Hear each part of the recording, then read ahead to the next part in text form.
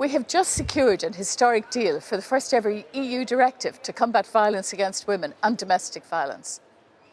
This new piece of EU legislation focuses on the protection, the prevention and prosecution of violence against women and domestic violence in Europe.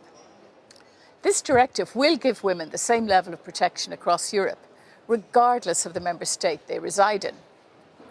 With this agreement, the crimes of female genital mutilation, forced marriage, the non-consensual sharing of intimate or manipulated material, cyber stalking, cyber harassment, the unsolicited receipt of sexually explicit material, and cyber incitement to violence or hatred, these will herald a new era in the fight against violence for over 450 million citizens in the EU.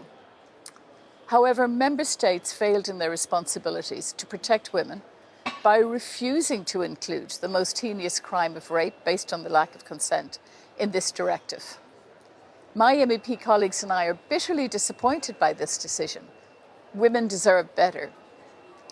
In my negotiations with the Council, working with my colleague Evan Inser MEP, we succeeded in securing an article in the directive which recognises for the first time at EU level that rape is defined by a lack of consent by referencing the importance of preventing rape and addressing the issue of consent comprehensively through including new mandatory awareness campaigns across the EU. This is not the end of this campaign, but just the beginning. This directive will act as a stepping stone for legislators to make the crime of rape based on the lack of consent an offence in the next European Parliament. The fight continues. It is also very heartening for the younger generation of European women that this directive is so strong on cybercrime, with the standalone offence of the non-consensual sharing of intimate images included.